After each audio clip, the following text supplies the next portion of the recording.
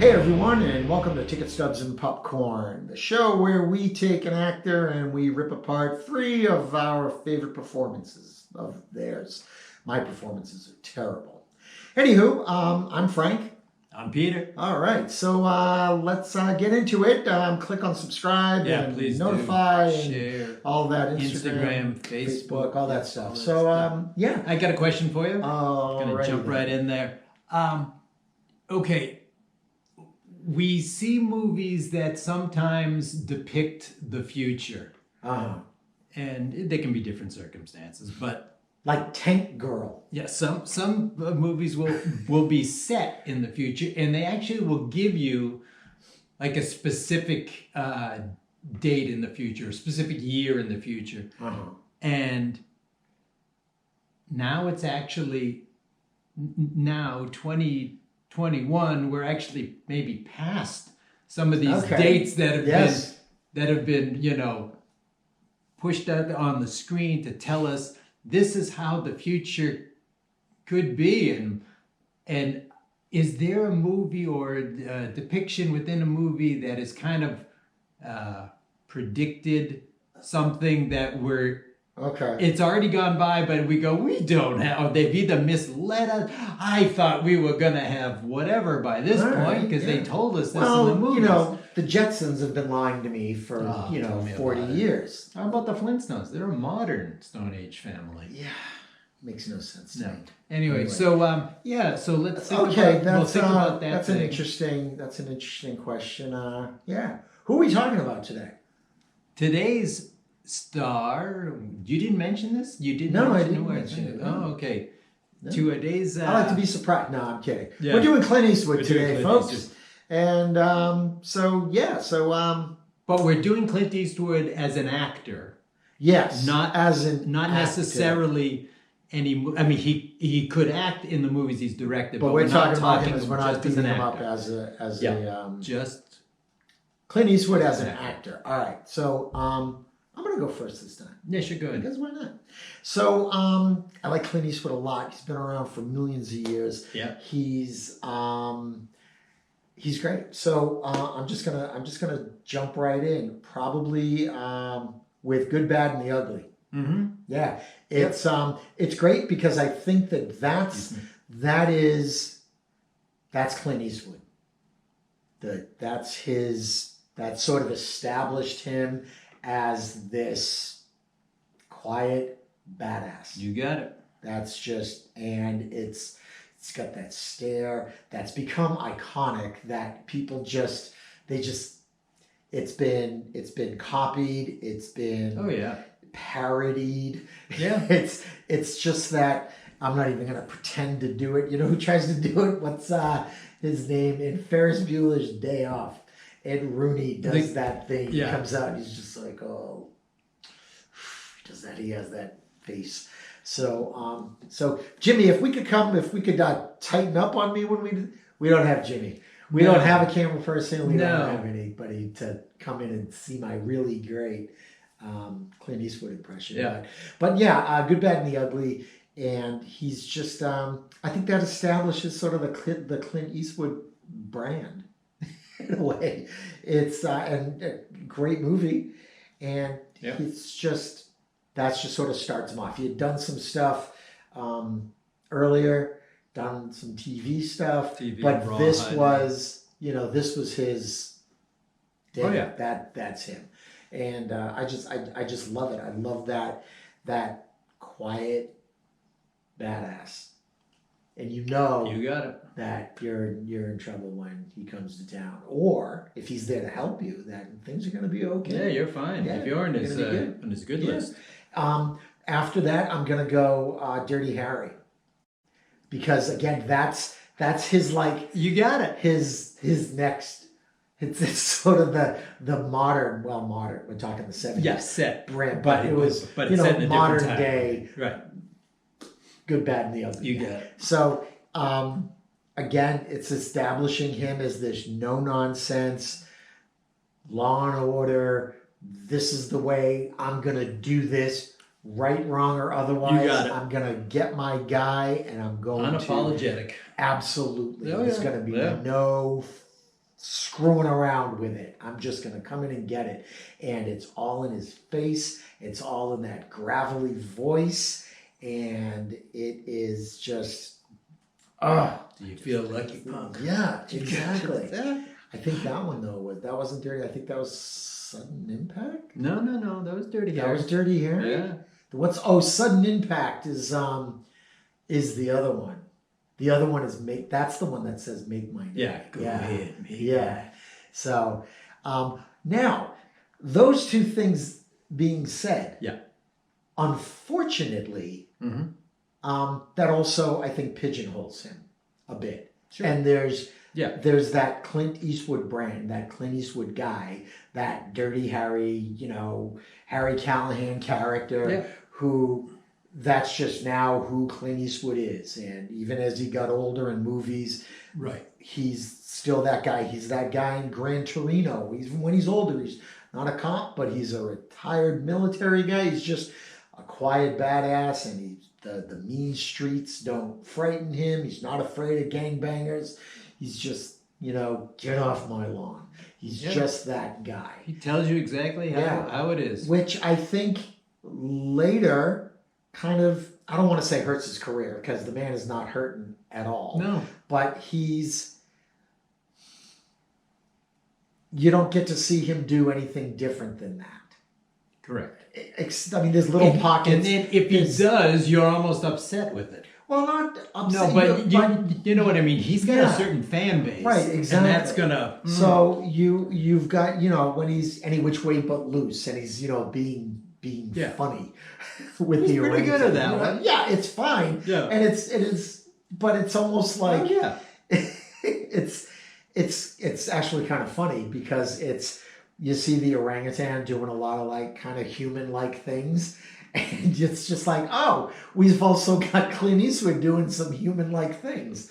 So it's just but it's weird to see it. It sort of seems off brand. The most recent thing that I've seen him in where he's not the totally in control guy is the Mule. The Mule. That's my third one, the Mule. That's a good pick. Because he's he's still a guy who's, clearly seen some things. He's had a life and stuff like that. But he's also, in this, you can see that he's playing a more vulnerable character. Oh, yeah. A more vulnerable character. He's also a little scared, and he kind of shows it. Right, and which is nice to see Clint Eastwood do something where he's being scared. I can't think of another movie where he's been afraid, and he's acted afraid. Yeah, because in everything, even in $1 Million Baby, he's the one he's got it all under control. He's still in the guy. charge. Yeah, all of those when he's I did not like this movie at all, where he's the army guy. Oh yeah, I know which one you mean. And I didn't care for that one either. It was way too over the top for me. No, yeah, Heartbreak Ridge. Heartbreak Ridge. Yeah, that's exactly what it is. Yeah. So but in the Mule, it's a softer Clint Eastwood. Yeah, and it's kind of refreshing. I think too. It's also as the person, as Clint Eastwood, he's probably is most realistic about his own limitations. Right. Because he's 5,000 years old. He's 89 and he's playing a 90-year-old man. So it's the right thing. You know what I mean? Exactly. And obviously, I've got parents who are aging and they're almost the same age as Clint Eastwood. But your dad is very Clint Eastwood-like.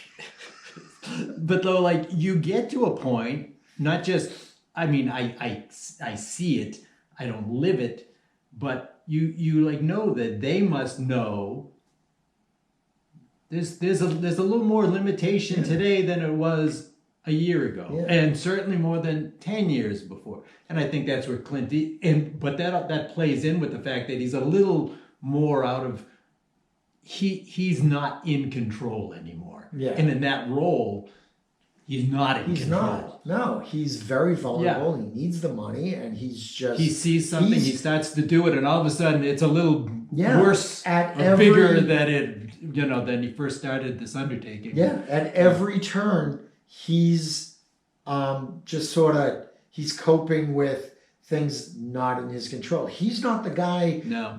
Yeah, you're right. This is a bad a bad turn of phrase because all he does in this movie is drive. But he's not the guy sort of driving things. He's hoping things don't overwhelm him and overtake him. Yeah. So and again, Clint Eastwood, growing up watching him as this badass in every movie he's been like that guy who walks into the room and you know that he's gonna make the young punk, get him under control. He's gonna show the young punk what's what. But in this, it's just like, okay, I'm just trying to not get killed here. I'm trying to not get arrested, and that's it, which I think is great. So those would be my three Clint Eastwoods. Very good. Yeah. Just take a second to say like, subscribe, check us out, Instagram, Facebook. Please share with your friends. Comment. We'd love to hear. Love to hear. So, all right. Yeah, Clint Eastwood. Just a long, productive career, and that's in front of as well as behind the camera. We're talking in front of the camera. He's an actor, and there's a lot to pick from. But in a lot of times, as we alluded to, a lot of these roles are similar. Not all of them, but a lot of them are very similar, and they have become iconic. I'm sure there are younger people out there who may not have even seen a Clint Eastwood movie, but know what a Clint Eastwood movie is, what a Clint Eastwood character could be, even without seeing it. Or just when he bursts out politically and does something. Oh, yeah, well, that's different. Yeah. But, so we have some similar thoughts on this one. I'm going to, I picked, it's essentially the same character, but I picked Fistful of Dollars. Okay. So it's the same thing. It's the man with no name. And it's so true. You see him on the screen and the sun's always in his eyes. So he's got that squint. He's got to, because the sun's out there. He's chomping on a cigar, those skinny little Panatella things all the time in the movie. You know what I mean? And that's that, And he's got the hat. And he's got that poncho. Just where's that poncho? He really does. He kills that poncho. He's wonderful. And he's no nonsense. And he's the anti-hero. And he's the one, he really just embraces this anti-hero thing going on there. And he's just wonderful. And once you see him in that role, you're like, I want more. Yeah. I want more of this role. And that's the great thing, because the next You got it. He's got to keep giving it to you. That's what you get in one shape, manner, form, or another. You're gonna get that. And he's a smart man. He's pragmatic. Just like I said, no nonsense, unapologetic, and maybe not every second of every scene, but he's going to come out on top. Oh, yeah. It's just the way he is. And in The Mule, I didn't feel that. Exactly. In The Mule, it's just like, oh, no, he's going to jail. He's got, even in the face of danger, he's got this confidence in The Mule now. Yeah. So in these earlier ones, he's the man with no name, and he's just, it's this. What can you say? You can't even add to this. Right, because it's just the way it is. That Clint Eastwood you got it. Guy.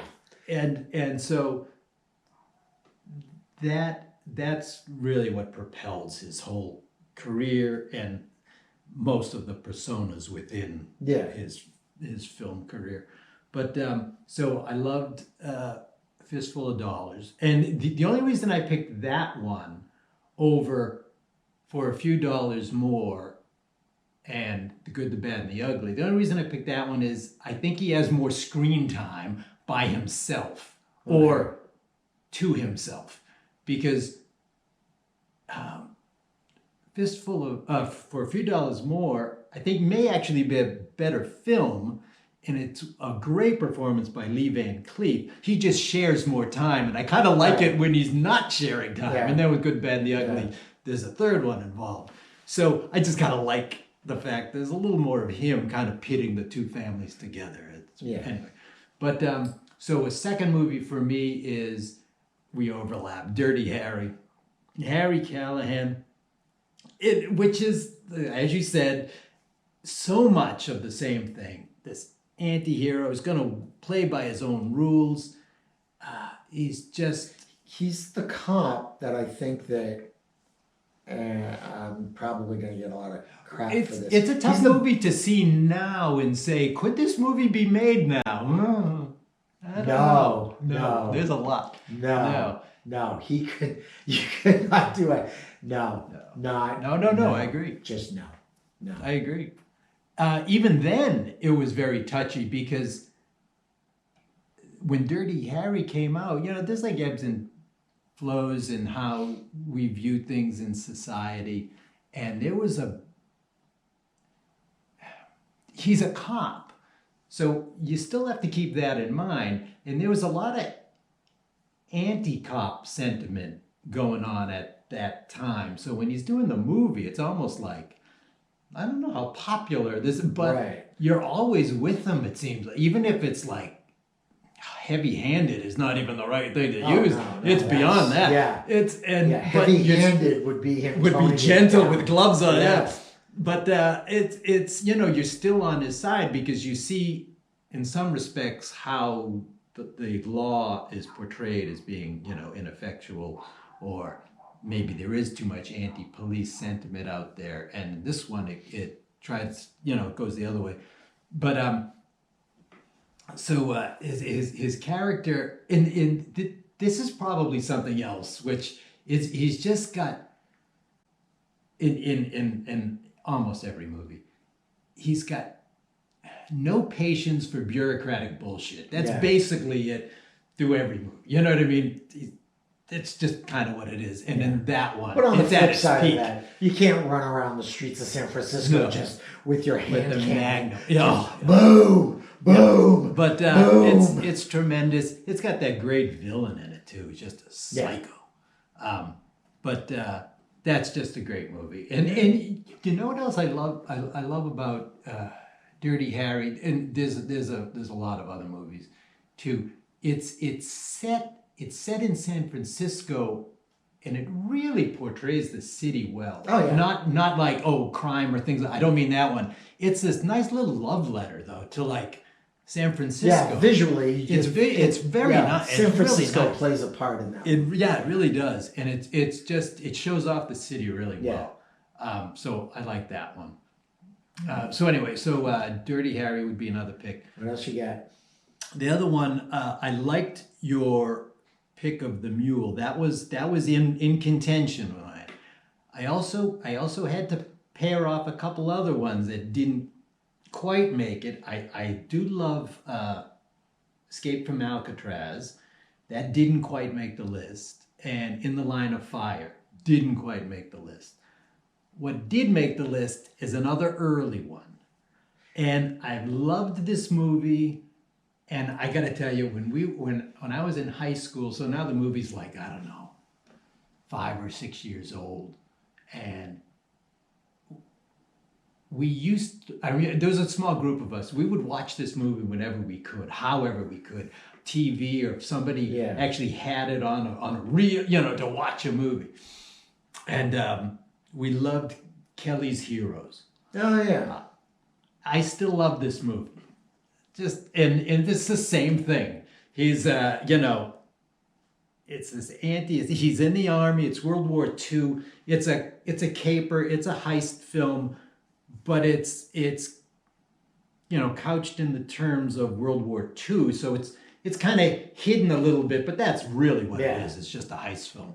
And they're going to get the gold that the Nazis have hidden in a small bank in France. And they're going to do this. So they're going to go a few miles out of their way. It's Three Kings. It's Three Kings, but set in World War II. Yeah, so we're going to go a little out of our way and do this. And it's the same stuff, the anti-establishment, the anti-authority sort of thing. But you're on their side because you can use this idea of, well, the Nazis are the bad guys. Obviously, if the Nazis are in the movie, they're the bad guys. It's okay. We're going to rob from the mob. It's okay. Fine. It's fine. So it's just a great one. It's a good supporting cast. Yeah, but he's charismatic, but he's still the same thing. He's a little grumpy, a little he's a loner, but he's got to play with a team in this one. Yeah. And the other ones he's more of a loner. But this one he's got to work. So so I just love that one. That's just cool. it. Good. Yeah. All right. And it's also kind of sentimental for me because I just remember high school. Would always watch over. If you ever got back with those same couple of guys from high school and you were in college, though, whenever you see them, you'd still try to go see the movie just while watching. So you just did. Cool. It's just one of those things. And as a goofball, just a weird performance by Donald Sutherland in that one. as actually his character's name Oddball. Now that I think about it, I was going to say Goofball, but no, it's Oddball. It's a goofball performance, and he's like this proto hippie, but it's set in 1944 or whatever. It's in World War II in 1944. Well, he's got longer hair and a beard, and he's the tank driver, and he's always talking about harshing the scene and all this stuff. So what it is though? That's a movie negative waves, Moriarty. No, with the negative waves. See, that's a movie made in the 60s. Okay, about the 40s. You got it. But there's one character who's still a character that people in the commentary. 60s, yes. Oh yeah. Definitely. Could relate. Definitely. To. Yeah. So, and he's the goofy one with the negative waves. Enough with the negative waves. Which was.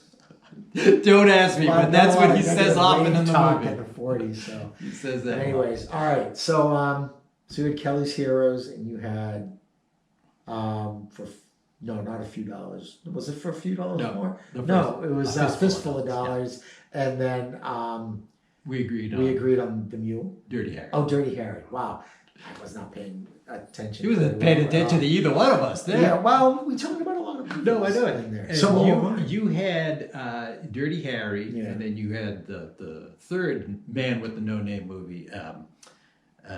The Good, the Bad, and the Ugly, and then the Mule. No, I was coming to it, and then the Mule, which is an excellent performance. Yeah, as your third choice or the third movie, and so that was that one. So I posed a question earlier. Is there something maybe that they lied to us, or their prediction didn't come true in a futuristic movie, or whatever they purport to happen by a certain date? So this is. There's always, talk about Terminator and Skynet and all that kind of stuff. Yeah. But I remember in the early 80s. Don't pick the same movie I'm going to pick. Go ahead. No. There was a movie called The Class of 1984. Okay. All right? And it's about this teacher who starts working at an inner city school. I don't think I know this Perry one. King. All right? And this movie was probably made in like 82 or 83, but the way they portrayed teenagers in just a few years ahead of time was that they are all like mad drug addicts and gang members and just would stab a teacher. That it was basically this future about teenagers where just teenagers are completely off the chain, and it's just so it's so bad. There's this group of teenagers who terrorize this teacher. There's a scene on a school roof where he kills a student It is the most messed up movie.